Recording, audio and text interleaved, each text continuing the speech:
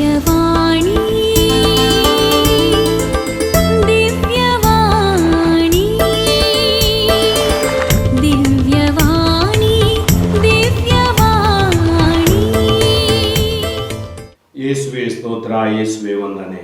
ಆತ್ಮೀಯ ಸಹೋದರ ಸಹೋದರಿಯರೇ, ಕೀರ್ತನೆಯೊಂದಿಗೆ ಪ್ರಾರ್ಥನೆ ಈ ಸುವಾರ್ತೆಯ ಕಾರ್ಯಕ್ರಮಕ್ಕೆ ನಿಮಗೆ ಸ್ವಾಗತ, ಸುಸ್ವಾಗತ. ಇಷ್ಟರ ತನಕ ನಾವು 127 ಕೀರ್ತನೆಗಳನ್ನು ಧ್ಯಾನಿಸಿದೆವು. ಇವತ್ತು 128ನೇ ಕೀರ್ತನೆಯಿಂದ ಆರಂಭಿಸೋಣ. ಪ್ರಾರ್ಥಿಸೋಣ. ಸ್ತುತಿಗಳ ಮಧ್ಯೆ ವಾಸಿಸುವ ತಂದೆಯಾದ ದೇವರೇ, ನಿಮ್ಮ ನಾಮಕ್ಕೆ ಅನಂತ ಕೋಟಿ ಸ್ತುತಿ ಸ್ತೋತ್ರ ವಂದನೆಗಳನ್ನು ಸಲ್ಲಿಸುತ್ತೇವೆ. ಇದೋ ನಿಮ್ಮ ಸಾನ್ನಿಧ್ಯದಲ್ಲಿ ನಾವಿದ್ದೀವಿ. ನಮ್ಮ ಮೇಲೆ ನಿಮ್ಮ ದಿವ್ಯ ಪ್ರಸನ್ನತೆಯನ್ನು ಕಳುಹಿಸಿರಿ. ಪವಿತ್ರ ಆತ್ಮರಿಂದ ನಮ್ಮನ್ನು ಭರಿಸಿರಿ. ಸ್ವರ್ಗೀಯ ಜ್ಞಾನವನ್ನು ಈ ಕೀರ್ತನೆಗಳನ್ನು ಅರ್ಥೈಸುವಂತೆ ಕರುಣಿಸಿರಿ. ಯೇಸು ನಾಮದಲ್ಲಿ ಪ್ರಾರ್ಥಿಸುತ್ತೇವೆ, ಆಮೇನ್. ಬೈಬಲ್ ಇದ್ರೆ ತೆಗೆಯಿರಿ. ಕೀರ್ತನೆ 128. ಈ ಕೀರ್ತನೆಯಲ್ಲಿ 6 ವಾಕ್ಯಗಳಿವೆ. ಇದೊಂದು ಭಕ್ತನ ಭಾಗ್ಯ. ಧನ್ಯನು ಪ್ರಭುವಿನಲ್ಲಿ ಭಯಭಕ್ತಿಯುಳ್ಳವನು, ಧನ್ಯನು ಆತನ ಮಾರ್ಗಗಳಲ್ಲೇ ನಡೆಯುವವನು. ನಿನ್ನ ಕೈ ಕೆಸರಾದರೆ ಬಾಯಿ ಮೊಸರಾಗುವುದು, ಧನ್ಯನಾಗುವೆ ನೀನು, ನಿನಗೆ ಶುಭವಾಗುವುದು. ಇರುವಳು ನಿನ್ನ ಪತ್ನಿ ಮನೆಯಲ್ಲಿ ಫಲಭರಿತ ದ್ರಾಕ್ಷಾಲತೆಯಂತೆ, ಕೂರುವರು ನಿನ್ನ ಮಕ್ಕಳು ಊಟದ ಪಂಕ್ತಿಯಲ್ಲಿ ಓಲಿವ್ ಸಸಿಗಳಂತೆ. ಹೊಂದುವನು ಅಂತಹ ಆಶೀರ್ವಾದವನು ಪ್ರಭುವಿನಲ್ಲಿ ಭಯಭಕ್ತಿಯುಳ್ಳವನು. ಸಿಯೋನಿನಲ್ಲಿರುವ ಪ್ರಭು ನಿನ್ನನ್ನು ಆಶೀರ್ವದಿಸಲಿ. ಜೆರುಸಲೇಮಿನ ಏಳ್ಗೆಯನ್ನು ಕಾಣು ಇಡೀ ಜೀವಮಾನದೊಳು. ಮಕ್ಕಳನ್ನು ನೀನು ಕಾಣುವಂತಾಗಲಿ. ಇಸ್ರಾಯೇಲಿನ ಮಕ್ಕಳಿಗೆ ಸುಖ ಶಾಂತಿ ಲಭಿಸಲಿ. ಆದ್ಮೇಲೆ ಕೇವಲ 6 ವಾಕ್ಯಗಳುಳ್ಳ ಬಹಳ ಒಂದು ಸುಮಧುರವಾದ ಕೀರ್ತನೆ. ಧನ್ಯನು ಪ್ರಭುವಿನಲ್ಲಿ ಭಯಭಕ್ತಿಯುಳ್ಳವನು, ಧನ್ಯನು ಆತನ ಮಾರ್ಗಗಳಲ್ಲೇ ನಡೆಯುವವನು.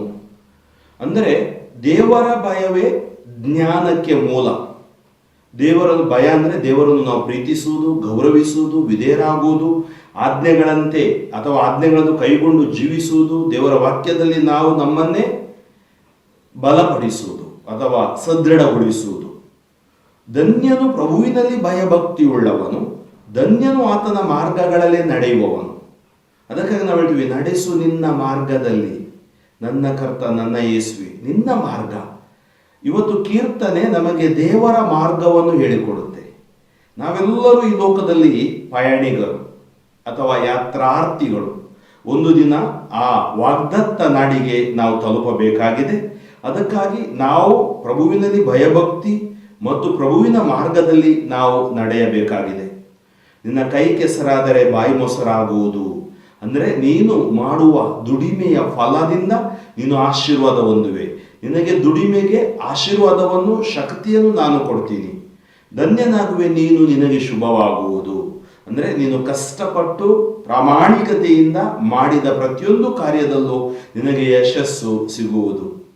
ಇರುವಳು ನಿನ್ನ ಪತ್ನಿ ಮನೆಯಲ್ಲಿ ಫಲಭರಿತ ದ್ರಾಕ್ಷಾಲತೆಯಂತೆ. ಅಂದರೆ ಅರ್ಥ ಏನು? ಫಲಭರಿತ ದ್ರಾಕ್ಷಾಲತೆ ಕಾಲ ಕಾಲಕ್ಕೆ ದ್ರಾಕ್ಷಿಯನ್ನು ಕೊಡ್ತಾ ಇರುತ್ತೆ. ಮಕ್ಕಳು ದೇವರ ವರದಾನ, ಅಂದರೆ ಸಂತಾನ ಆಶೀರ್ವಾದ ನಿನ್ನ ಕುಟುಂಬದಲ್ಲಿ ಸಿಗುವುದು. ಮಕ್ಕಳ ಆ ಭಾಗ್ಯ ನಿನಗೆ ಸಿಗುವುದು. ಮತ್ತು ನಿನಗೆ ಕೊಟ್ಟ ಪತ್ನಿ ಕೂಡ ಆಶೀರ್ವಾದ ಹೊಂದುವಳು. ಅವಳು ಮನೆಯಲ್ಲಿ ಆಶೀರ್ವಾದದ ವ್ಯಕ್ತಿಯಾಗಿ ಇರುವರು. ಕೂರುವರು ನಿನ್ನ ಮಕ್ಕಳು ಊಟದ ಪಂಕ್ತಿಯಲ್ಲಿ ಓಲಿವ್ ಸಸಿಗಳಂತೆ.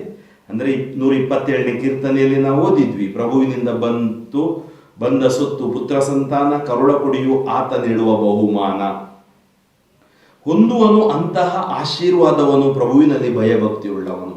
ಇವತ್ತು ನಮಗೆ ಆಶೀರ್ವಾದಗಳು ಬೇಕಾದರೆ ನಾವು ಪ್ರಭುವಿಗೆ, ದೇವರಿಗೆ ವಿಧೇಯರಾಗಬೇಕು. ಸರ್ವೇಶ್ವರನ ಆಜ್ಞೆಗಳ ಪ್ರಕಾರ ಜೀವಿಸಬೇಕು. ಸರ್ವೇಶ್ವರನ ಭಯ ನಮ್ಮ ಹೃದಯದಲ್ಲಿ, ಅಂದರೆ ಆತನನ್ನು ಪ್ರೀತಿಸುವಂತಹ ಮನಸ್ಸು ನಮ್ಮೊಳಗಡೆ ಇರಬೇಕು. ಆತನಿಂದ ನಾವು ದೂರ ಸರಿಯಬಾರದು. ಸಿಯೋನಿನಲ್ಲಿರುವ ಪ್ರಭು ನಿನ್ನನ್ನು ಆಶೀರ್ವದಿಸಲಿ. ನೀನಿದೆಲ್ಲ ಮಾಡುವಾಗ ದೇವರು ಸ್ವರ್ಗದಿಂದ ನಿನ್ನ ಮೇಲೆ ಆಶೀರ್ವಾದವನ್ನು ಕಳುಹಿಸುವರು. ಜೆರುಸಲೇಮಿನ ಏಳ್ಗೆಯನ್ನು ಕಾಣು ಇಡೀ ಜೀವಮಾನದಲ್ಲಿ. ಮಕ್ಕಳನ್ನು ನೀನು ಕಾಣುವಂತಾಗಲಿ. ಇಸ್ರಾಯೇಲಿನ ಮಕ್ಕಳಿಗೆ ಸುಖ ಶಾಂತಿ ಲಭಿಸಲಿ. ಏನಾಗುತ್ತೆ? ಸರ್ವೇಶ್ವರನೊಡನೆ ಇದ್ದಾಗ ಮಕ್ಕಳನ್ನು ಕಾಣುವ ಭಾಗ್ಯವು ನಿನಗೆ ಲಭಿಸುವುದು. ಕೀರ್ತನೆ 129. ತೊಲಗಲಿ ಶತ್ರು ಪೀಡೆ. ನಮಗೆ ಕೆಲವು ಸರಿ ಅನೇಕ ಬಾರಿ ಶತ್ರು ಪೀಡೆ ಇರುತ್ತೆ. ಅದು ತೊಲಗುವುದಕ್ಕಾಗಿ ಈ ಕೀರ್ತನಕಾರ ಪ್ರಾರ್ಥಿಸುವ ರೀತಿಯನ್ನು ನೋಡೋಣ. 1-8 ವಾಕ್ಯಗಳು ಇದರಲ್ಲಿ. ಯೌವನಾರಭ್ಯ ಶತ್ರು ಕಾಡಿದ್ದು ಎಂತೆಂದು, ಇಸ್ರಾಯೇಲ್ ಜನಾಂಗ ವರದಿ ಮಾಡಲಿ ನಮಗಿಂದು. ಯೌವನಾರಭ್ಯ ನನ್ನನ್ನು ಎನಿತೋ ಬಾಧಿಸಿಹರು, ನನ್ನ ಮೇಲಾದರೂ ಜಯಗಳಿಸಲಿಲ್ಲ ಅವರು. ಉಳುವವರು ಎನ್ನ ಬೆನ್ನನೆ ಉತ್ತಿರುವರು, ಆಳವಾದ ಗಾಯ ಗೆರೆಗಳನ್ನು ಮಾಡಿದರು. ನಮ್ಮ ಪ್ರಭುವಾದರೋ ಸತ್ಯ ಸ್ವರೂಪನು, ಕಡಿದಿಹನು ದುರುಳರು ಹಾಕಿದ ಕಟ್ಟುಗಳನ್ನು. ಸಿಯೋನನ್ನು ದ್ವೇಷಿಸುವ ಜನ ಹಿಂದಿರುಗಲಿ ಪಡೆದು ಅಪಮಾನ. ಅವರಾಗಲಿ ಮಾಳಿಗೆ ಮೇಲಿನ ಹುಲ್ಲಿನಂತೆ, ಒಣಗಿ ಹೋಗುವುದದು ಹೂ ಬಿಡುವುದಕ್ಕೆ ಮುಂಚೆ. ತುಂಬುವುದಿಲ್ಲ ಕೊಯ್ಯುವವನ ಹಿಡಿಯು, ಅದರ ಸಿವುಡು ಕಟ್ಟುವವನ ಮಡಿಲು. ಪ್ರಭು ನಿನ್ನನ್ನು ಆಶೀರ್ವದಿಸಲಿ ಎಂಬ ಮಾತನ್ನಾಗಲಿ, ಪ್ರಭು ನಾಮದಲ್ಲಿ ನಿನಗೆ ಶುಭ ಎಂದಾಗಲಿ ಹಾದು ಹೋಗುವ ಜನಜಂಗುಳಿ ಅವರಿಗೆ ಹೇಳದಿರಲಿ. ನೋಡಿ, ಅನೇಕ ಬಾರಿ ನಮಗೆ ಜೀವನದಲ್ಲಿ ನಮ್ಮ ಸಮಸ್ಯೆಗಳು ಶತ್ರುಗಳಾಗಿ ಕಾಡಬಹುದು, ವ್ಯಕ್ತಿಗಳು ಶತ್ರುಗಳಾಗಿ ಕಾಡಬಹುದು, ಅನಾರೋಗ್ಯವೇ ಶತ್ರುವಾಗಿ ಕಾಡಬಹುದು, ಅಥವಾ ನಮ್ಮೊಳಗಡೆ ಇರುವ ದುಃಖದ ಭಾರ ಸಹಿಸದೆ ನಾವು ಜೀವಿಸಬಹುದು, ಕಷ್ಟ ಆಗುತ್ತೆ. ಯೌವನಾರಭ್ಯ ಶತ್ರು ಕಾಡಿದ್ದು ಎಂತೆಂದು, ಇಸ್ರಾಯೇಲ್ ಜನಾಂಗ ವರದಿ ಮಾಡಲಿ ನಮಗಿಂದು. ಯೌವನಾರಭ್ಯ ಎನ್ನನು ಎನಿತೋ ಬಾಧಿಸಿಹರು, ನನ್ನ ಮೇಲಾದರೂ ಜಯಗಳಿಸಲಿಲ್ಲ ಅವರು. ಅಂದರೆ ಶತ್ರುಗಳು ನನ್ನ ಮೇಲೆ ಜಯಗಳಿಸಲಿಲ್ಲ, ಏಕೆಂದರೆ ಸರ್ವೇಶ್ವರ ದೇವರು ನನ್ನ ಜೊತೆ ಇದ್ದುದರಿಂದ. ಉಳುವವರು ಎನ್ನ ಬೆನ್ನನೆ ಉತ್ತಿರುವರು, ಆಳವಾದ ಗಾಯ ಗೆರೆಗಳನ್ನು ಮಾಡಿಹರು. ಅಂದರೆ ಅವರ ಮಾತುಗಳಿರ್ಬೋದು, ವರ್ತನೆಗಳಿರ್ಬೋದು, ಕ್ರಿಯೆಗಳಿರ್ಬೋದು, ಅವರು ನನಗೆ ಆಳವಾದ ಗಾಯವನ್ನು ಮಾಡಿದ್ದಾರೆ. ನಮ್ಮ ಪ್ರಭುವಾದರೂ ಸತ್ಯ ಸ್ವರೂಪನು, ಕಡಿದಿಹನು ದುರುಳರು ಹಾಕಿದ ಕಟ್ಟುಗಳನ್ನು. ನಮ್ಮ ದೇವರು ಸತ್ಯ ಸ್ವರೂಪಿ ದೇವರು. ಅವರು ದುರುಳರು ಹಾಕಿದ ಕಟ್ಟುಗಳನ್ನು ಕಡಿಯಲು ಶಕ್ತರು, ಅಂದರೆ ಕಾಪಾಡಲು ನನ್ನನ್ನು ಶಕ್ತರು. ಸಿಯೋನನ್ನು ದ್ವೇಷಿಸುವ ಜನ ಹಿಂದಿರುಗಲಿ ಪಡೆದು ಅಪಮಾನ. ಸ್ವರ್ಗವನ್ನು ಅಥವಾ ದೇವರನ್ನು ದ್ವೇಷಿಸುವ ಜನ, ಅವರಾಗಲಿ ಮಾಳಿಗೆ ಮೇಲಿನ ಹುಲ್ಲಿನಂತೆ, ಒಣಗಿ ಹೋಗುವುದನ್ನು ಹೂ ಬಿಡುವುದಕ್ಕೆ ಮುಂಚೆ. ಯಾಕಂದರೆ ದೇವರನ್ನು ಆಶ್ರಯಿಸದೆ ಮಾಡುವ ಪ್ರತಿಯೊಂದು ಕಾರ್ಯವೂ ಈ ರೀತಿಯಾಗುವುದು. ತುಂಬುವುದಿಲ್ಲ ಕೊಯ್ಯುವವನ ಹಿಡಿಯು, ಅದರ ಸಿವುಡು ಕಟ್ಟುವವನ ಮಡಿಲು. ಪ್ರಭು ನಿನ್ನನ್ನು ಆಶೀರ್ವದಿಸಲೆಂಬ ಮಾತನ್ನಾಗಲಿ, ಪ್ರಭು ನಾಮದಲ್ಲಿ ನಿನಗೆ ಶುಭವಾಗಲಿ ಎಂದಾಗಲಿ ಹಾದು ಹೋಗುವ ಜನಜಂಗುಳಿ ಅವರಿಗೆ ಹೇಳದಿರಲಿ. ಯಾಕಂದರೆ ಶತ್ರುಗಳು, ಅಂದರೆ ದೇವರನ್ನು ತೊರೆದವರ ಗತಿ ಹೀಗೆ ಆಗಿತು. ಆದ್ದರಿಂದ ಶತ್ರು ಪೀಡೆಯಿಂದ ನಮ್ಮನ್ನು ದೇವರು ಕಾಪಾಡಲಿ. ನಾವು ದೇವರಿಗೆ ವಿಧೇಯರಾಗಿ ವಿಶ್ವಾಸದಿಂದ ಪ್ರಾರ್ಥನಾ ಜೀವನದಿಂದ ಬಾಳೋಣ ಮತ್ತು ನಮ್ಮ ಕ್ರೈಸ್ತಿಯ ಬಾಳನ್ನು ಕಟ್ಟೋಣ. ಕೀರ್ತನೆ 130, ಇಲ್ಲಿ ಕೂಡ 1-8 ವಾಕ್ಯಗಳಿವೆ. ಪಾಪ ಪರಿಹಾರಕ್ಕಾಗಿ ಪ್ರಾರ್ಥನೆ. ಅಂತರಾಳದಿಂದ ಪ್ರಭು ಮೊರೆ ಇಡುತ್ತಿರುವೆ ನಿನಗೆ, ಆಲಿಸು ಕಿವಿಗೊಡು ಪ್ರಭು ನನ್ನಾರ್ಥ ವಿಜ್ಞಾಪನೆಗೆ. ಪಾಪಗಳಲ್ಲಿ ಪಟ್ಟಿ ಮಾಡಿದೆಯಾದರೆ ಪ್ರಭು ನಿನ್ನ ಮುಂದೆ ಯಾರು ತಾನೇ ನಿಲ್ಲಬಲ್ಲರು ವಿಭು. ಪಾಪವನ್ನು ಕ್ಷಮಿಸುವವನು ನೀನು ಎಂತಲೇ ಭಯಭಕ್ತಿಗೆ ಪಾತ್ರನು. ಪ್ರಭುವಿಗಾಗಿ ಎನ್ನ ಮನ ಕಾದಿದೆ, ಆತನ ವಾಕ್ಯದಲ್ಲಿ ನಂಬಿಕೆ ನನಗಿದೆ. ಸೂರ್ಯೋದಯಕ್ಕಾಗಿ ಕಾವಲುಗಾರ ಕಾದಿರುವುದಕ್ಕಿಂತ, ಆತುರದಿಂದ ಬೆಳಗಾಗುವುದನ್ನು ಎದುರು ನೋಡುವುದಕ್ಕಿಂತ ಅತಿಯಾಗಿ ಪ್ರಭುವನ್ನು ನಿರೀಕ್ಷಿಸುತ್ತಿದೆ ಎನ್ನ ಮನ ನಿರುತ. ಇಸ್ರಾಯೇಲೇ ನಂಬಿಕೊಂಡಿರು ಪ್ರಭುವನೇ, ಆತನಲ್ಲಿದೆ ಕರುಣೆ ಪೂರ್ಣ ವಿಮೋಚನೆ. ಇಸ್ರಾಯೇಲನ್ನು ಉದ್ಧರಿಸುವ ನಾಥ, ಅದು ಗೈದ ಸಕಲ ದೋಷಗಳಿಂದ. ಒಂದೊಂದು ಕೀರ್ತನೆಯಲ್ಲಿ ಒಂದೊಂದು ರೀತಿಯಲ್ಲಿ ಕೀರ್ತನಗಾರ ಪ್ರಾರ್ಥಿಸುತ್ತಾನೆ. ಇಲ್ಲಿ ಪಾಪ ಪರಿಹಾರಕ್ಕಾಗಿ, ನನ್ನೊಳಗಡೆ ಇರುವ ಬಲಹೀನತೆ, ಪಾಪಗಳನ್ನು ಪರಿಹಾರ ಮಾಡುವುದಕ್ಕಾಗಿ ಪ್ರಾರ್ಥಿಸುತ್ತಾನೆ. ಅಂತರಾಳದಿಂದ ಪ್ರಭು ಮೊರೆ ಇಡುತ್ತಿರುವೆ ನಿನಗೆ. ಕೇವಲ ನನ್ನ ಸ್ವರದಿಂದ, ನಾಲಿಗೆಯಿಂದಲ್ಲ, ಅಂತರಾಳ ಅಂದರೆ ಅಂತರಾತ್ಮದಿಂದ ನಾನು ನಿನಗೆ ಮೊರೆ ಇಡುತ್ತಿರುವೆ, ನಾನು ನಿನಗೆ ನನ್ನ ಪ್ರಾರ್ಥನೆ ಸಲ್ಲಿಸುತ್ತಿರುವೆ. ಆಲಿಸು, ಕಿವಿಗೊಡು ಪ್ರಭು ನನ್ನ ಅರ್ಥ ವಿಜ್ಞಾಪನೆಗೆ. ನನ್ನ ಭಿನ್ನಹಕ್ಕೆ ಕಿವಿಗೊಡು, ನನ್ನನ್ನು ಕಾಪಾಡು, ನನ್ನನ್ನು ರಕ್ಷಿಸು. ಪಾಪಗಳನ್ನು ಪಟ್ಟಿ ಮಾಡಿದೆಯಾದರೆ ಪ್ರಭು, ನಾವು ಮಾಡಿದ ಪಾಪಗಳು ಚಿಕ್ಕಂದಿನಿಂದ ಇವತ್ತಿನ ತನಕ ಪಟ್ಟಿ ಮಾಡಿದೆಯಾದರೆ ಪ್ರಭು, ನಿನ್ನ ಮುಂದೆ ಯಾರು ತಾನೇ ನಿಲ್ಲಬಲ್ಲರು ವಿಭು? ನಿನ್ನ ಮುಂದೆ ನಿಲ್ಲರು ಯಾರು ಅರ್ಹರು? ಪಾಪವನ್ನು ಕ್ಷಮಿಸುವವನು ನೀನು. You are the God who forgives our sins. ನಮ್ಮ ಪಾಪಗಳನ್ನು ಇವತ್ತು ನಾವಿಲ್ಲಿ ಕುಳಿತುಕೊಂಡಿದ್ದೀವಿ, ನಾವು ಇವತ್ತು ಆಲಿಸ್ತಿದ್ದೀವಿ. ದೇವರು ನಮ್ಮ ಪಾಪಗಳನ್ನು ಕ್ಷಮಿಸಿದ್ದಾರೆ ಪ್ರಭು ಯೇಸುವಿನ ಮೂಲಕ. ನಮಗೆ ಪಾಪ ಕ್ಷಮೆ ಸಿಕ್ಕಿದೆ. ಪಾಪವನ್ನು ಕ್ಷಮಿಸುವವನು ನೀನು ಎಂತಲೇ ಭಯಭಕ್ತಿಗೆ ಪಾತ್ರನು. ಪ್ರಭುವಿಗಾಗಿ ಎನ್ನ ಮನ ಕಾದಿದೆ, ಆತನ ವಾಕ್ಯದಲ್ಲಿ ನಂಬಿಕೆ ನನಗಿದೆ. ಸೂರ್ಯೋದಯಕ್ಕಾಗಿ ಕಾವಲುಗಾರ ಕಾದಿರುವುದಕ್ಕಿಂತ ಆತುರದಿಂದ ಬೆಳಗಾಗುವುದನ್ನು ಎದುರು ನೋಡುವುದಕ್ಕಿಂತ ಅತಿಯಾಗಿ ಪ್ರಭುವನ್ನು ನಿರೀಕ್ಷಿಸುತ್ತಿದೆ ಎನ್ನ ಮನ ನಿರುತ. ನೋಡಿ, ನನ್ನ ಮನ ಆ ಒಂದು ದಾಹ ದೇವರಿಗಾಗಿ ಕಾದಿದೆ. ನನ್ನ ಮನ ಇರ್ಬೋದು ನಮ್ಮ ಬೆಳಗಿನ ಪ್ರಾತಃಕಾಲದ ಪ್ರಾರ್ಥನೆ, ಸಾಯಂಕಾಲದ ಪ್ರಾರ್ಥನೆ, ಬಲಿಪೂಜೆ. ನಮ್ಮ ಮನ ಆ ಆತುರದಿಂದ ಅಥವಾ ಕಾತುರದಿಂದ ಕಾದುಕೊಂಡಿರಬೇಕು. ಆತುರದಿಂದ ಬೆಳಗಾಗುವುದನ್ನು ಎದುರು ನೋಡುವುದಕ್ಕಿಂತ ಅತಿಯಾಗಿ ಪ್ರಭುವನ್ನು ನಿರೀಕ್ಷಿಸುತ್ತಿದೆ ಎನ್ನ ಮನ ನಿರುತ. ಇಸ್ರಾಯೇಲೇ, ನಂಬಿಕೊಂಡಿರು ಪ್ರಭುವನೇ, ಆತನಲ್ಲಿದೆ ಕರುಣೆ, ಪೂರ್ಣ ವಿಮೋಚನೆ. ಇಸ್ರಾಯೇಲನ್ನು ಉದ್ಧರಿಸುವನಾತ, ಅದು ಗೈದ ಸಕಲ ದೋಷಗಳಿಂದ. ಆದ್ದರಿಂದ ಇಸ್ರಾಯೇಲ್ ಜನಾಂಗವೇ, ನೀನು ಪ್ರಭುವಿನನ್ನು ನಂಬಿಕೊಂಡಿರು. ನಮ್ಮ ನಂಬಿಕೆ, ನಮ್ಮ ವಿಶ್ವಾಸ ಪ್ರಭುವಿನಲ್ಲಿ, ಸರ್ವಶಕ್ತ ದೇವರಲ್ಲಿ ಹಾಗೂ ಪ್ರಭು ಯೇಸು ಕ್ರಿಸ್ತರಲ್ಲಿ. ಆತನಲ್ಲಿದೆ ಕರುಣೆ. ದೇವರಲ್ಲಿ ನಮಗೆ ಕರುಣೆ ಇದೆ. ಪರಿಪೂರ್ಣ ವಿಮೋಚನೆ ಅಂದರೆ ನಿಜವಾದ ಸಂಪೂರ್ಣ ವಿಮೋಚನೆ ಅಥವಾ ಬಿಡುಗಡೆ ನಮಗೆ ಪ್ರಭುವಿನಲ್ಲಿ ಮಾತ್ರ ಲಭಿಸುತ್ತದೆ. ಇಸ್ರಾಯೇಲನ್ನು ಉದ್ಧರಿಸುವನಾತ, ಅದು ಗೈದ ಸಕಲ ದೋಷಗಳಿಂದ. ಅದರಿಂದ ಎಲ್ಲ ದೋಷ ಪಾಪಗಳಿಂದ ಆತ ಉದ್ಧರಿಸಲು ಶಕ್ತ. ಕೀರ್ತನೆ 131, ಇದರಲ್ಲಿ 1ರಿಂದ 3 ವಾಕ್ಯಗಳಿವೆ. ಹಮ್ಮಿಲ್ಲ ಪ್ರಭು ನನ್ನೆದೆಯುಳು, ನನಗಿಲ್ಲ ಸೊಕ್ಕಿನ ಕಣ್ಣುಗಳು. ಶಕ್ತಿ ಮೀರಿದ ಕಾರ್ಯಕ್ಕೆ ನಾ ಕೈ ಹಾಕಿಲ್ಲ, ಅಸಾಧ್ಯವಾದುದನ್ನು ನಾ ಕೈಗೊಂಡಿಲ್ಲ. ಎಂದೇ ನನ್ನ ಆತ್ಮ ಸಮಾಧಾನದಿಂದಿದೆ, ಮೌನದಿಂದಿದೆ ತಾಯಿ ಮಡಿಲ ಕೂಸಂತೆ. ನೆಮ್ಮದಿಯಿಂದಿದೆ ತಾಯಿ ಮಡಿಲ ಶಿಶುವಂತೆ. ಇಸ್ರಾಯೇಲೇ, ಪ್ರಭುವಿನಲ್ಲಿ ನಂಬಿಕೆಯಿಂದಿರು, ಇಂದಿಗೂ ಎಂದೆಂದಿಗೂ ಭರವಸೆಯಿಂದಿರು. ಏನು ಹೇಳುತ್ತೆ? ಭಕ್ತನ ನಮ್ರ ಭಾವ. ನಮ್ಮಲ್ಲಿ ಬೇಕು ಸರಳತೆ, ದೀನತೆ, ಪ್ರಾಮಾಣಿಕತೆ, ಆದರೆ ಅದಕ್ಕಿಂತ ಹೆಚ್ಚು ನಮ್ರತೆ. ದೇವರ ಮುಂದೆ ನಮ್ರರಾಗೋಣ. ಅಲ್ಲಿ ಯಾವುದೇ ತರಹದ ನಮ್ಮ ಒಳಗಡೆ ಯಾವುದೇ ತರಹದ ಈ ಡುಪ್ಲಿಸಿಟಿ ಅಂದರೆ ನಾವು ಕಪಟತನ ನಮ್ಮ ಒಳಗಡೆ ಇರಬಾರ್ದು. ಹಮ್ಮಿಲ್ಲ ಪ್ರಭು ನನ್ನೆದೆಯೋಡು, ನನಗಿಲ್ಲ ಸೊಕ್ಕಿನ ಕಣ್ಣುಗಳು. ನೋಡಿ, ಕೆಲವು ಸರಿ ಹಮ್ಮು ನಮ್ಮನ್ನು ನಾಶ ಮಾಡುತ್ತೆ, ಸೊಕ್ಕಿನ ಕಣ್ಣುಗಳು ನಮ್ಮನ್ನು ನಾಶ ಮಾಡ್ತವೆ. ಶಕ್ತಿ ಮೀರಿದ ಕಾರ್ಯಕ್ಕೆ ನಾ ಕೈ ಹಾಕಿಲ್ಲ, ಅಸಾಧ್ಯವಾದುದನ್ನು ನಾ ಕೈಗೊಂಡಿಲ್ಲ. ಅನೇಕ ಬಾರಿ ಶಕ್ತಿ ಮೀರಿದ ಕಾರ್ಯಗಳಲ್ಲಿ ನಾವು ಬಿದ್ದು ಹೋಗ್ತೀವಿ.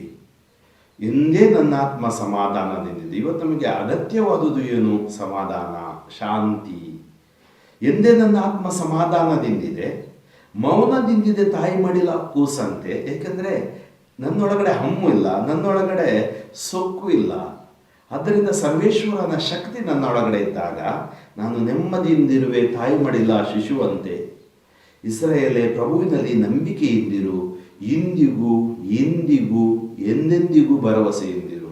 ಆದ್ದರಿಂದ ಭರವಸೆ ಕಳೆದುಕೊಳ್ಳದೆ ಪ್ರಭುವಿನೊಡನೆ ನಾವು ಜೀವಿಸೋಣ, ನಮ್ರರಾಗೋಣ. ಪ್ರಭುವಿನಲ್ಲಿ ನಾವು ಆಶ್ರಯ ಪಡ್ಕೊಳ್ಳೋಣ ಮತ್ತು ಈ ಲೋಕವನ್ನು ಜಯಿಸೋಣ. ಕೀರ್ತನೆ 132, ಈ ಕೀರ್ತನೆಯಲ್ಲಿ 1ರಿಂದ 18 ವಾಕ್ಯಗಳಿವೆ. ಸನಾತನ ರಾಜವೈಭವದ ಪುನರ್ಸ್ಥಾಪನೆ. ನೆನೆಸಿಕೋ ಹೇ ಪ್ರಭು ದಾವೀದನು, ಆತ ಸಹಿಸಿದ ಕಷ್ಟ ದುಃಖಗಳನ್ನು. ಸ್ಮರಿಸಿಕೋ ಪ್ರಭು ಆತನು ಮಾಡಿದ ಶಪಥವನ್ನು. ಯಾಕೋಬ್ಯ ಘನ ದೇವನಿಗಾತ ಕೊಟ್ಟ ಈ ಮಾತನು. ಪ್ರಭುವಿಗೆ ಆಲಯವೊಂದನ್ನು ನಿರ್ಮಿಸುವ ತನಕ, ಯಾಕೋಬ್ಯ ಘನ ದೇವನಿಗೆ ಗುಡಿ ಕಟ್ಟುವ ತನಕ ನಾ ಸೇರೆನು ನನ್ನ ಅರಮನೆಯನು, ನಾ ಏರೆನು ನನ್ನ ಶಯ್ಯೆಯನು, ಮುಚ್ಚೆನು ನಾನು ಕಣ್ಣುಗಳನ್ನು, ಕೂಡಿಸೆನು ನಾನು ರೆಪ್ಪೆಗಳನ್ನು. ಮಂಜೂಷವನ್ನು ಕುರಿತು ಕೇಳಿದೆವು ಎಫ್ರಾತದಲ್ಲಿ, ನಮಗದು ಕಾಣಬಂದಿತು ಆ ಯಾಹಾರ್ ಮೈದಾನದಲ್ಲಿ. ಹೋಗೋಣ ಬನ್ನಿರಿ ಆತನ ಮಂದಿರಕ್ಕೆ, ಅಡ್ಡ ಬೀಳೋಣ ಆತನ ಪಾದಪೀಠಕ್ಕೆ. ಆಗಮಿಸು ಪ್ರಭು ನಿನ್ನ ತೇಜೋ ಮಂಜೂಷದೊಡನೆ, ನಿನ್ನ ವಾಸಸ್ಥಾನವನ್ನು ಬಂದು ಸೇರು ಬೇಗನೆ. ನೀತಿ ಭೂಷಿತರಾಗಲಿ ನಿನ್ನ ಯಾಜಕರು, ಆನಂದ ಘೋಷ ಮಾಡಲಿ ನಿನ್ನ ಭಕ್ತ ಜನರು. ನಿನ್ನ ದಾಸ ದಾವೀದನ ಪ್ರಯುಕ್ತ ತಳ್ಳಲ್ಪಡದಿರಲಿ ನಿನ್ನ ಅಭಿಷಿಕ್ತ. ದಾವೀದನಿಗೆ ಪ್ರಭು ಆಣೆಯಿಟ್ಟು ಇಂತೆಂದ, ಆಣೆಯಿಟ್ಟು ಕೊಟ್ಟ ಮಾತಿಗೆ ತಪ್ಪಲಾರನಾಥ. ನಿನ್ನ ಸಿಂಹಾಸನದಲ್ಲಿ ಕೂರಿಸುವೆನು ನಿನ್ನ ತನುಜನೊಬ್ಬನನು. ನನ್ನ ನಿಯಮಗಳನ್ನು ನಿನ್ನ ಮಕ್ಕಳು ಅನುಸರಿಸುವರಾದರೆ ಕೂರುವರು ಸದಾಕಾಲ ಅವರ ಮಕ್ಕಳು ನಿನ್ನ ಸಿಂಹಾಸನದ ಮೇಲೆ. ಆರಿಸಿಕೊಂಡಿಯನು ಪ್ರಭು ಸಿಯೋನ್ ನಗರವನು, ಅಪೇಕ್ಷಿಸನು ತನ್ನ ನಿವಾಸಕ್ಕಾಗಿ ಅದನು. ಎಂದೆಂದಿಗೂ ಇದೇ ನನ್ನ ನಿವಾಸ, ಇರುವೆನಿಲ್ಲೇ ಇದು ನನ್ನ ಅಭಿಲಾಷ. ಇದಕ್ಕೊದಗಿಸುವೆನು ಧಾರಾಳ ಸಿರಿ ಸಂಪತ್ತನು, ಅನ್ನದಿಂದ ತೃಪ್ತಿಪಡಿಸುವೆನೆಲ್ಲಿಯ ದಲಿತರನು. ಅನ್ನದಿಂದ ತೃಪ್ತಿಪಡಿಸುವೆನಿಲ್ಲಿಯ ದಲಿತರನು. ಹೊದಿಸುವೆನಿದರ ಯಾಜಕರಿಗೆ ರಕ್ಷಣಾ ವಸ್ತ್ರವನ್ನು, ಸಾಧು ಸಂತರು ಮಾಡುವ ಹೃದರ ಹರ್ಷೋದ್ಗಾರವನ್ನು. ಕೋಡೊಂದು ಮೂಡುವಂತೆ ಮಾಡುವೆ ದಾವೀದನಿಗಿಲ್ಲೇ, ನಂದಾದೀಪ ಬೆಳಗುವಂತೆ ಮಾಡುವೆ ನನ್ನ ಅಭಿಷಿಕ್ತನಿಗಿಲ್ಲೇ. ತೊಡಿಸುವೆನು ಅವನ ವೈರಿಗಳಿಗೆ ಲಜ್ಜಾ ಕವಚವನ್ನು, ಮುಡಿಸುವೆನು ಅವನಿಗಾದರೋ ಪ್ರಜ್ವಲ ಕಿರೀಟವನು. ಆತ್ಮೀಯರೇ, ರಾಜ ವೈಭವದ ಪುನಃಸ್ಥಾಪನೆಯನ್ನು ಮಾಡುವ ಅದು ದೇವರ ಶಕ್ತಿಯ ಕುರಿತು ನಮಗೆ ಈ ಕೀರ್ತನೆ ಧ್ಯಾನಿಸಲು ಕರೆ ನೀಡುತ್ತೆ. ನೆನೆಸಿಕೋ ಹೇ ಪ್ರಭು, ದಾವೀದನನು ಆತ ಸಹಿಸಿದ ಕಷ್ಟ ದುಃಖಗಳನ್ನು. ಇರ್ಬೋದು ಈ ಕೀರ್ತನೆ ಬರೆಯುವಾಗ ದಾವೀದ ದೇವರ ಮುಂದೆ ಪ್ರಾರ್ಥಿಸುವ ಅಥವಾ ಕೀರ್ತನಗಾರ ಪ್ರಾರ್ಥಿಸುವ ರೀತಿ. ಸ್ಮರಿಸಿಕೋ ಪ್ರಭು ಆತನು ಮಾಡಿದ ಶಪಥವನ್ನು, ಯಾಕೋಬ್ಯ ಘನ ದೇವನಿಗಾತ ಕೊಟ್ಟ ಈ ಮಾತನ್ನು. ಪ್ರಭುವಿಗೆ ಆಲಯವೊಂದನ್ನು ನಿರ್ಮಿಸುವ ತನಕ, ಯಾಕೋಬ್ಯ ಘನ ದೇವನಿಗೆ ಗುಡಿ ಕಟ್ಟುವ ತನಕ, ನಾ ಸೇರೆನು ನನ್ನ ಅರಮನೆಯನು, ನಾ ಏರೆನು ನನ್ನ ಶಯ್ಯೆಯನು, ಮುಚ್ಚೆನು ನಾನು ಕಣ್ಣುಗಳನ್ನು, ಕೂಡಿಸುವೆನು ನಾನು ರೆಪ್ಪೆಗಳನ್ನು. ಮಂಜೂಷವನ್ನು ಕುರಿತು ಕೇಳಿದೆವು ಎಫ್ರಾತದಲ್ಲಿ, ನಮಗದು ಕಾಣಬಂದಿತು ಆ ಯಾಹಾರ್ ಮೈದಾನದಲ್ಲಿ. ಅಂದರೆ ಇಸ್ರಾಯೇಲ್ ಜನಾಂಗರಿಗೆ ಅತಿ ಮುಖ್ಯವಾದುದು ಏನಂದರೆ ದೇವಾಲಯ. ಜೆರುಸಲೇಮಿನಲ್ಲಿರುವ ಮಹಾದೇವಾಲಯ ದಾವೀದನಿಗೆ ಕಟ್ಟಲಾಗಲಿಲ್ಲ, ಸೊಲೊಮೋನನ ಕಾಲದಲ್ಲಿ ಕಟ್ಟಲ್ಪಟ್ಟಿತು.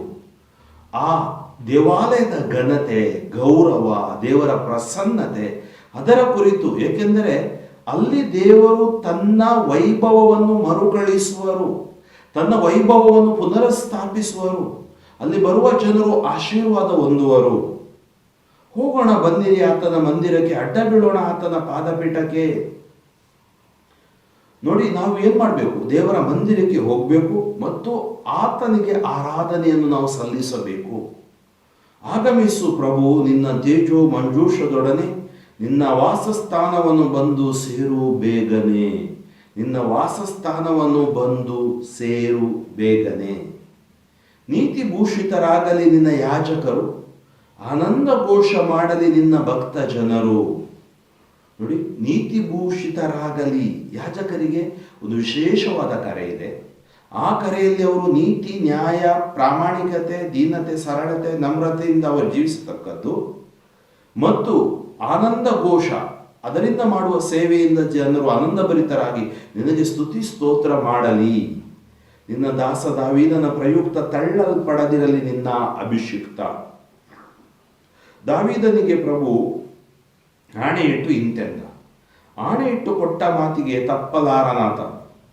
ನಿನ್ನ ಸಿಂಹಾಸನದಲ್ಲಿ ಕೂರಿಸುವೆನು ನಿನ್ನ ತನುಜನೊಬ್ಬನನು. ಅಂದರೆ ಯೇಸುವಿನ ಕುರಿತು ಅಂದೇ ಯೆಶಾಯ ಪ್ರವಾದಿ ಮಾಡಿದ ಪ್ರವಾದನೆ ಮತ್ತು ಇಲ್ಲೂ ಕೂಡ ನಾವು ನೋಡ್ತೀವಿ, ನಿನ್ನ ಸಿಂಹಾಸನದಲ್ಲಿ ಕೂರಿಸುವೆನು ನಿನ್ನ ತನುಜನೊಬ್ಬನನು. ಇರಬಹುದು ಅಲ್ಲಿ ದಾವೀದನ ನಂತರ ಸೊಲೊಮನ ಬಂದ, ಆದರೆ ದಾವೀದನ ವಂಶಾವಳಿಯಿಂದ ಜೋಸೆಫ್, ಮರಿಯಾ ಅವರ ಕುಟುಂಬ ಜೀವನದಲ್ಲಿ ಯೇಸು ಬಂದರು, ಜೋಸೆಫನ ಮೂಲಕ ಹಾಗೂ ಈ ಪವಿತ್ರ ಕುಟುಂಬದ ಮೂಲಕ. ನನ್ನ ನೇಮ ನಿಯಮಗಳನ್ನು ನಿನ್ನ ಮಕ್ಕಳು ಅನುಸರಿಸುವವರಾದರೆ ಕೂರುವರು ಸದಾಕಾಲ ಅವರ ಮಕ್ಕಳ ನಿನ್ನ ಸಿಂಹಾಸನದ ಮೇಲೆ.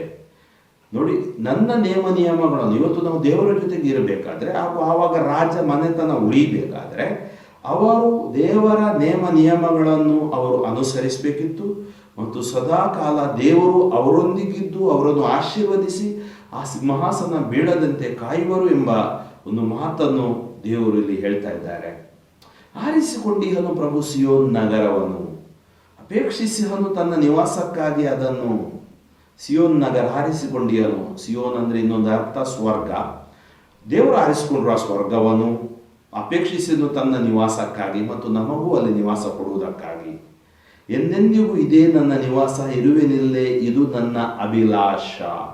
ದೇವರ ಶಾಶ್ವತವಾದ ನಿವಾಸ, ಅದು ದೇವರ. ನಮಗೂ ಕೂಡ ಆ ಆಸೆ, ಆತನಲ್ಲಿ ಹೋಗಬೇಕು, ಅಲ್ಲಿ ಜೀವಿಸಬೇಕು, ಆತನೊಂದಿಗೆ ಬಾಳಬೇಕು. ಇದಕ್ಕೊದಗಿಸುವೆನು ಧಾರಾಳ ಸಿರಿ ಸಂಪತ್ತನು, ಅನ್ನದಿಂದ ತೃಪ್ತಿಪಡಿಸುವೆನೆ ನಿಲ್ಲಿಯ ದಲಿತರನು. ದೀನ ದಲಿತರನ್ನು ನಾನು ಆಶೀರ್ವದಿಸುವೆನು, ಧಾರಾಳ ಸಿರಿ ಸಂಪತ್ತನ್ನು ಕೂಡ ನಾನು ಒದಗಿಸುವೆನು, ಅದು ನಿನಗೆ ಆಶೀರ್ವಾದವಾಗಿ ಮಾರ್ಪಾಡುವುದು. ಒದಿಸುವೆನಿದರ ಯಾಜಕರಿಗೆ ರಕ್ಷಣಾ ವಸ್ತ್ರವನ್ನು, ಸಾಧು ಸಂತರು ಮಾಡುವ ಹೃದರ ಹರ್ಷೋದ್ಗಾರವನ್ನು. ಕೋಡೊಂದು ಮೂಡುವಂತೆ ಮಾಡುವೆ ದಾವೀದನಿಗಿಲ್ಲೆ, ನಂದಾದೀಪ ಬೆಳಗುವಂತೆ ಮಾಡುವೆ ನನ್ನ ಅಭಿಷಿಕ್ತನಿಗಿಲ್ಲೆ. ಅಂದರೆ ನನ್ನ ಅಭಿಷಿಕ್ತನನ್ನು ನಾನು ಆಶೀರ್ವದಿಸುವೆ ಮತ್ತು ಆತನಿಗೆ ನಾನು ಆತನ ಜೊತೆಗಿದ್ದು ನಾನು ಆತನು ಅದ್ಭುತಗಳನ್ನು ಮಾಡುವಂತೆ ಮಾಡುವೆ. ತೊಡಿಸುವೆನು ಅವನ ವೈರಿಗಳಿಗೆ ಲಜ್ಜಾ ಕವಚವನ್ನು, ಮುಡಿಸುವೆನು ಅವನಿಗಾದರೂ ಪ್ರಜ್ವಲ ಕಿರೀಟವನ್ನು. ಅಂದರೆ ಅರ್ಥ ಏನು? ವೈರಿಗಳು ಈತನ ಮುಂದೆ ಜಯವನ್ನು ಹೊಂದಲಾರರು ಮತ್ತು ಅವರು ಲಜ್ಜೆಯಿಂದ ಓಡಿ ಹೋಗುವರು. ಮತ್ತು ಮುಡಿಸುವೆನು ಅವನಿಗಾದರೂ ಪ್ರಜ್ವಲ ಕಿರೀಟವನ್ನು, ಅಂದರೆ ನಿನ್ನ ಸನಾತನ ವೈಭವದ ಆ ರಾಜವೈಭವದ ಮರುಸ್ಥಾಪನೆಯನ್ನು ನಾನು ಮಾಡ್ತೀನಿ. ಯಾಕಂದರೆ ದೇವರು ಆರಂಭಿಸಿದ್ದನ್ನು ದೇವರು ಸಂಪೂರ್ಣವಾಗಿ ಮಾಡಲು ಬಲ್ಲರು. ಕೀರ್ತನೆ 133 1-3 ವಾಕ್ಯಗಳು. ಸೋದರರು ಒಂದಾಗಿ ಬಾಳುವುದು ಅದೆಷ್ಟು ಚೆನ್ನ, ಅದೆಷ್ಟು ರಮ್ಯ. ಅದು ರಮ್ಯ ಸುರಿದ ಸುಗಂಧ ತೈಲ ಗಡ್ಡಕ್ಕೆ ಇಳಿಯುವಂತೆ, ಆರೋನನ ಗಡ್ಡದಿಂದ ಅವನ ಕೊರಳಪಟ್ಟಿಗೆ ಇಳಿಯುವಂತೆ. ರಮ್ಯ ಹೆರ್ಮೋನ್ ಪರ್ವತದ ಮೇಲೆ ಬೀಳುವ ಮಂಜಿನಂತೆ, ಸಿಯೋನ್ ಪರ್ವತದ ಮೇಲೆ ಬೀಳುವ ಇಬ್ಬನಿಯಂತೆ. ಆಶೀರ್ವಾದವು ಅಮರ ಜೀವವು ಅಲ್ಲೇ ಇರಬೇಕೆಂದು ಆಜ್ಞಾಪಿಸಿಹನು ಪ್ರಭುವು. ನೋಡಿ, ಈ ಕೀರ್ತನೆ ಪರಿಮಳದಂತಹ ಸೋದರ ಬಾಳ್ವೆ, ಬಹಳ ಪ್ರಮುಖವಾದುದು ನಮ್ಮ ಸಹೋದರತ್ವ. ನಾವು ಹೇಳ್ತೀವಿ ಭ್ರಾತೃತ್ವ. ಯಾಕೆ ಇವತ್ತು ನಮಗೆ ಬೇಕು? ಪ್ರತಿಯೊಬ್ಬರು ನನ್ನ ಸಹೋದರ ಸಹೋದರಿಯರು ಈ ಲೋಕದಲ್ಲಿ. ಒಂದು ನಮ್ಮ ಕುಟುಂಬದೊಳಗೆ, ಎರಡನೆಯದು ಈ ಸಮಾಜದೊಳಗೆ. ಆದ್ದರಿಂದ ನಾವು ಒಂದಲ್ಲ ಒಂದು ರೀತಿಯಲ್ಲಿ ಪರಸ್ಪರ ಸಂಪರ್ಕವನ್ನು ಹೊಂದುತ್ತೇವೆ ಅಥವಾ ಸಂಬಂಧದಲ್ಲಿ ಜೀವಿಸುತ್ತೇವೆ. ಸೋದರರು ಒಂದಾಗಿ ಬಾಳುವುದು ಅದೆಷ್ಟು ಚೆನ್ನ, ಅದೆಷ್ಟು ರಮ್ಯ. ಅಂದರೆ ಕುಟುಂಬದಲ್ಲೂ ಕೂಡ ಅಷ್ಟೇ ಅನೇಕ ಬಾರಿ ಜಗಳಗಳು, ಸಮಸ್ಯೆಗಳು ಬಂದಾಗ ಈ ಕುಟುಂಬ ಒಂದು ಸಮಸ್ಯೆಯ ತಾಣಕ್ಕೆ ಸಿಲುಕಿದಾಗ ಆಗುವ ಅನುಭವ ನಮಗೆ ತಿಳಿದಿದೆ. ಆದ್ದರಿಂದ ಸೋದರರು ಒಂದಾಗಿ ಬಾಳುವುದು ಅದೆಷ್ಟು ಚೆನ್ನ, ಅದೆಷ್ಟು ರಮ್ಯ. ಅದು ರಮ್ಯ ಸುರಿದ ಸುಗಂಧ ತೈಲ ಗಡ್ಡಕ್ಕೆ ಇಳಿಯುವಂತೆ, ಆರೋನನ ಗಡ್ಡದಿಂದ ಅವನ ಕೊರಳಪಟ್ಟಿಗೆ ಇಳಿಯುವಂತೆ. ಏನು ಹೇಳ್ತಾರೆ ಅಂದರೆ ಆ ಆಶೀರ್ವಾದ, ಆ ಕೃಪೆ ಆತನಲ್ಲಿ. ಅಂದರೆ ಇಲ್ಲಿ ಅವ್ರು ಹೇಳ್ತಾರೆ, ಒಂದು ಉದಾಹರಣೆಯಾಗಿ ಆರೋನನ ಗಡ್ಡದಿಂದ ಕೊರಳಪಟ್ಟಿಗೆ ಇಳಿಯುವಂತೆ. ಅಂದರೆ ಅರ್ಥ ಏನು? ಆ ಆಶೀರ್ವಾದದಲ್ಲಿ, ಅನುಗ್ರಹದಲ್ಲಿ ಜೀವಿಸುವಂತೆ. ರಮ್ಯ ಹೆರ್ಮೋನ್ ಪರ್ವತದ ಮೇಲೆ ಬೀಳುವ ಮಂಜಿದಂತೆ. ಸಿಯೋನ್ ಪರ್ವತದ ಮೇಲೆ ಬೀಳುವ ಇಬ್ಬನಿಯಂತೆ. ಆಶೀರ್ವಾದವು ಅಮರ ಜೀವವು ಅಲ್ಲೇ ಇರಬೇಕೆಂದು ಆಜ್ಞಾಪಿಸಿಹನು ಪ್ರಭುವು. ನೋಡಿ, ದೇವರು ನಮಗೆ ಆಶೀರ್ವಾದವನ್ನು, ಅಮರ ಜೀವವನ್ನು ದಯಪಾಲಿಸುತ್ತಾರೆ. ಆದ್ದರಿಂದ ನಮ್ಮ ಸೋದರ ಬಾಳ್ವೆ, ಯೇಸು ಹೊಸ ಒಡಂಬಡಿಕೆಯಲ್ಲಿ ಹೇಳ್ತಾರೆ, ನಿಮ್ಮನ್ನು ನೀವು ಪ್ರೀತಿಸಿದಂತೆ ಒಬ್ಬರನ್ನೊಬ್ಬರು ಪ್ರೀತಿಸಿರಿ. ಅಂದರೆ ಪ್ರೀತಿಯ ಸಮಸ್ತವನ್ನು ಐಕ್ಯಗೊಳಿಸುವ ಬಂಧ. ಆತ್ಮೀಯರೇ, ಇವತ್ತು ನಾವು 128, 129, 130, 131, 132 ಹಾಗೂ 133 5 ಕೀರ್ತನೆಗಳನ್ನು ನಾವು ಧ್ಯಾನಿಸಿದೆವು. 128ನೇ ಕೀರ್ತನೆಯಲ್ಲಿ ಭಕ್ತನ ಭಾಗ್ಯ ಎಂಥದು ಎಂಬುದಾಗಿ, 129ನೇ ಕೀರ್ತನೆಯಲ್ಲಿ ತೊಲಗಲಿ ಶತ್ರು ಪೀಡೆ, 130ನೇ ಕೀರ್ತನೆಯಲ್ಲಿ ಪಾಪ ಪರಿಹಾರಕ್ಕಾಗಿ ಪ್ರಾರ್ಥನೆ, ಹಾಗೂ 131ನೇ ಕೀರ್ತನೆಯಲ್ಲಿ ಭಕ್ತನ ನಮ್ರಭಾವ, 132ನೇ ಕೀರ್ತನೆಯಲ್ಲಿ ಸನಾತನ ರಾಜವೈಭವದ ಪುನಃಸ್ಥಾಪನೆ, ಹಾಗೂ 133ರಲ್ಲಿ ಪರಿಮಳದಂಥ ಸೋದರ ಬಾಳ್ವೆ. ಹೌದು, ಈ ಕೀರ್ತನೆಗಳು ನಮ್ಮನ್ನು ಆಶೀರ್ವದಿಸಲಿ, ನಮ್ಮಲ್ಲಿರುವ ಬಲಹೀನತೆಯನ್ನು ತೊಡೆದು ಹಾಕಿ, ಈ ಕೀರ್ತನೆಗಳೊಂದಿಗೆ ನಮ್ಮ ಯಾತನೆಗಳನ್ನು ದೇವರಿಗೆ ಸಮರ್ಪಿಸುವಾಗ ಅದ್ಭುತಗಳು ನಮ್ಮದಾಗಲಿ ಎಂಬುದಾಗಿ ಪ್ರಾರ್ಥಿಸೋಣ. ಕಣ್ಣುಗಳನ್ನು ಮುಚ್ಚಿ ಕರಗಳನ್ನು ಹೃದಯದ ಮೇಲಿಟ್ಟು ಪ್ರಾರ್ಥಿಸೋಣ. ಸ್ತುತಿಗಳ ಮಧ್ಯೆ ವಾಸಿಸುವ ತಂದೆಯಾದ ದೇವರೇ, ನಿಮ್ಮ ನಾಮಕ್ಕೆ ಅನಂತ ಕೋಟಿ ಸ್ತುತಿ, ಸ್ತೋತ್ರ, ವಂದನೆಗಳನ್ನು ಸಲ್ಲಿಸುತ್ತೇನೆ ಪ್ರಭುವೇ. ಕೀರ್ತನೆಗಳೊಂದಿಗೆ ನಾವು ಪ್ರಾರ್ಥನೆಯನ್ನು ಮಾಡುತ್ತಿರುವ ಈ ಸಂದರ್ಭದಲ್ಲಿ ಕೆಲವು ದಿನಗಳಿಂದ ಕೀರ್ತನೆ 133 ಕೀರ್ತನೆಗಳನ್ನು ನಾವು ಧ್ಯಾನಿಸಿದ್ದೇವೆ. ವಿಶೇಷವಾಗಿ ಕೀರ್ತನೆಗಳ ಮೂಲಕ ನೀವು ನಮ್ಮನ್ನು ಅಭಿಷೇಕಿಸಿ ಆಶೀರ್ವದಿಸಿದ್ದೀರಾ.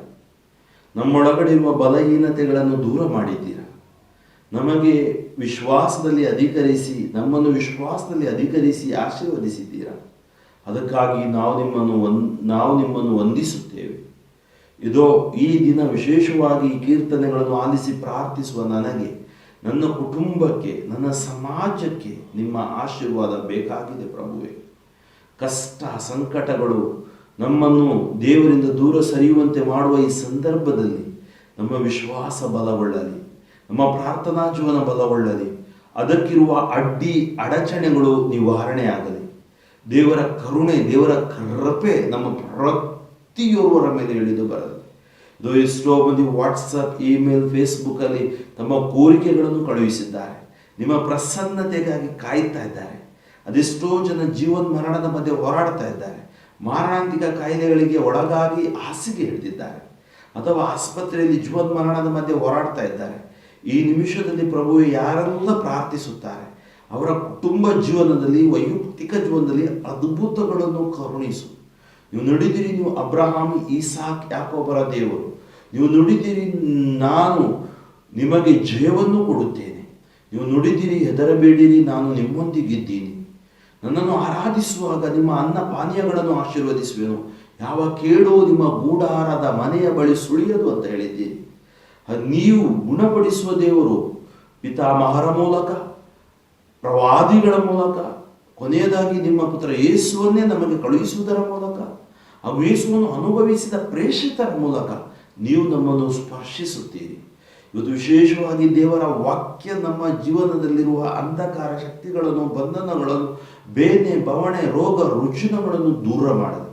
38 ವರ್ಷ ಕುರಿಬಾಗಿಲಿನ ಬಳಿದಾತನನ್ನು ಮುಟ್ಟಿದ ನೀವು, ಸತ್ತ ಲಾಸರನಿಗೆ ಜೀವ ಕೊಟ್ಟ ನೀವು, ಕುರುಡರಿಗೆ ದೃಷ್ಟಿದಾನ ಮಾಡಿದ ನೀವು, ಅಂಗವಿಕಲಕರಿಗೆ ಅಂಗವಿಕಲತೆಯನ್ನು ಹೋಗಲಾಡಿಸಿದ ನೀವು, ವಿಶೇಷವಾಗಿ ಇವತ್ತು ಈ ಜನರ ಮೇಲೆ ನಿಮ್ಮ ಕರುಣೆ, ದಯೆ, ಕೃಪೆ ಇಳಿದು ಬರಲಿ.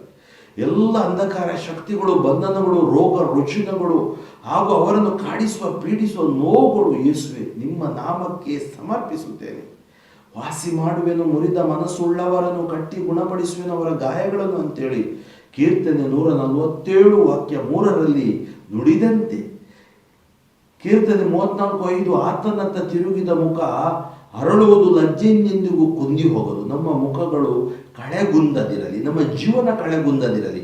ಈ ಜೀವನದ ಮೇಲೆ ಬರುವ ಎಲ್ಲ ಆಕ್ರಮಣಗಳು ಯೇಸು ನಾಮದಲ್ಲಿ ನಿಷ್ಕ್ರಿಯವಾಗಲಿ. ನಮಗೆ ದೇವರ ಕರುಣೆ, ದೇವರ ಕೃಪೆ, ದೇವರ ದಯೆ ಇಳಿದು ಬರಲಿ. Touch us Lord, anoint us Lord, heal us Lord, deliver us Lord. ಯೇಸು ನಾಮದಲ್ಲಿ ನಿಮಗೆ ಜಯ, ಯೇಸು ವಾಕ್ಯದಲ್ಲಿ ಸಂರಕ್ಷಣೆ, ಯೇಸು ರಕ್ತದಲ್ಲಿ ನಿಮಗೆ ಸೌಖ್ಯ ಘೋಷಿಸಿ ಪ್ರಾರ್ಥಿಸುತ್ತೇನೆ. ಈ ಜೀವವುಳ್ಳ ತಂದೆಯೇ, ಆಮೇನ್. ಸರ್ವಶಕ್ತ ದೇವರಾದ ಪಿತಾ ಮತ್ತು ಸುತ ಮತ್ತು ಪವಿತ್ರಾತ್ಮರು ನಿಮ್ಮನ್ನು ಆಶೀರ್ವದಿಸಲಿ. ಆಮೇನ್. ಆತ್ಮೀಯರೇ, ಸಾಧ್ಯವಾದಷ್ಟು ಮಂದಿಗೆ ಈ ಸಂದೇಶವನ್ನು ನಿಮ್ಮ ಸಾಮಾಜಿಕ ಜಾಲತಾಣದಲ್ಲಿ ಅದನ್ನು ಮುಂದೆ ಮಾಡಿ, ವಾಟ್ಸಪ್, ಫೇಸ್ಬುಕ್ ಇರಬಹುದು, ಅವರು ಕೂಡ ಪ್ರಭುವಿನ ಪ್ರೀತಿಯನ್ನು ಸವಿಯಲಿ. ದೇವರ ಆಶೀರ್ವಾದ. ದಿವ್ಯವಾಣಿ.